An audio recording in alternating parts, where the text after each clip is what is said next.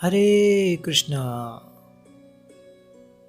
बालक सूरदास ने अपने घर अपने गांव का त्याग कर दिया और अपने गांव से चलकर 4 कोस की दूरी पर एक अन्य गांव के बाहर तालाब के किनारे पीपल की छाया में आ बैठे।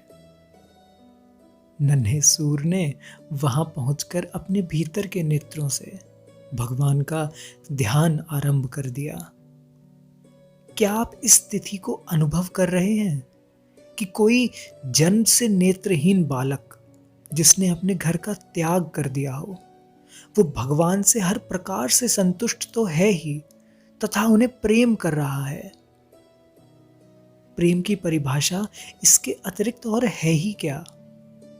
अब आप इस बात पर विचार कीजिएगा कि आप प्रभु के दिए प्रसाद से संतोष रखते हैं या उन्हें ही अपनी स्थिति के लिए दोषी ठहराते हैं।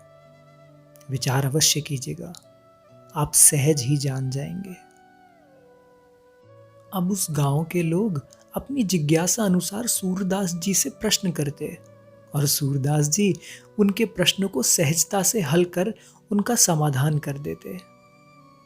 अब गांव के ही एक व्यक्ति ने सूरदास जी से प्रभावित होकर उनके लिए एक झोपड़ी का निर्माण कर दिया, पर 18 वर्ष का होने पर उन्होंने वह स्थान छोड़ दिया और ब्रजभूमि मथुरा आ गए और वहां यमुना तट पर गौ घाट पर विराज गए और अपने काव्य और संगीत का अभ्यास करने लगे। अब सूरदास जी के पास नेत्र तो नहीं थे और बाल्यावस्था में घर का त्याग कर दिया था, तो कृष्ण लीला से उनका कभी परिचय हुआ नहीं। अब सूरदास जी प्रभु को याद तो करते थे, किंतु नेत्र न होने के कारण उनकी लीलाओं से अनभिज्ञ थे, तो जो उनसे मिला करते थे उन सब से अपने प्रभु का यश सुना करते थे और अपनी विनती कह कह कर अपने प्रभु को सुनाया करते थे। कब ये मन चातक हर से गो,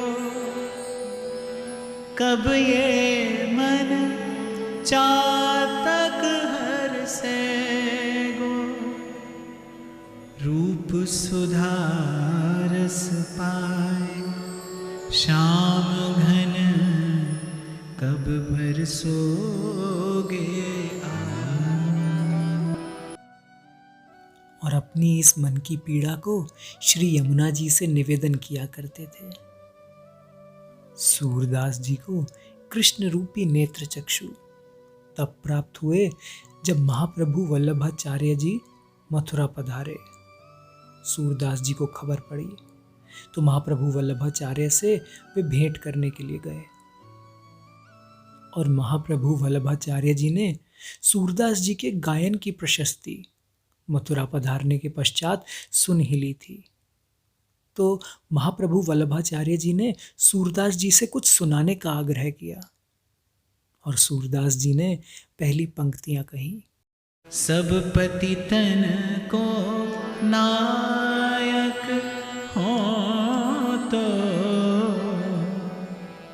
सब पतितन को नायक को कर सके बराबरी मेरी, को कर सके बराबरी मेरी, और को है इस लायक हो तो, सब पतितन को नायक।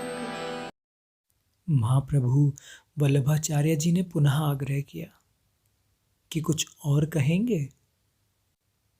सूरदास जी रो पड़े और रोते रोते उन्होंने फिर पंक्तियां कहीं। सब पतितन को राजा हो तो, सब पतितन को राजा।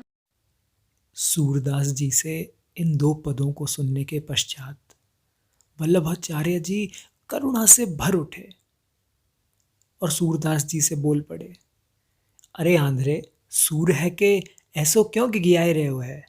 कछु ठाकुर को जस गा।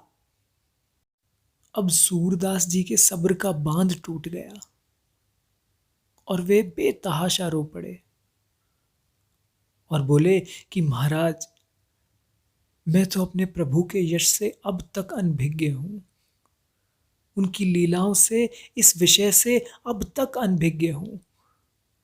प्रभु, मैं बाहर से ही नहीं, मैं भीतर से भी अंधा हूं। यह सुनकर बड़े ही करुणा से वल्लभाचार्य जी ने कहा कि मुझसे क्या चाहते हो? सूरदास जी ने कहा कि उन लीलाओं का वर्णन सुनना चाहता हूं, अपने प्रभु की लीलाओं का जीवन भर रस लेना चाहता हूं। तो वल्लभाचार्य जी ने उन्हें श्रीमद् भागवत के दशम स्कंद की अनुक्रमणिका सुनाई तथा उन्हें पुष्टि मार्ग में विधिवत दीक्षा दी।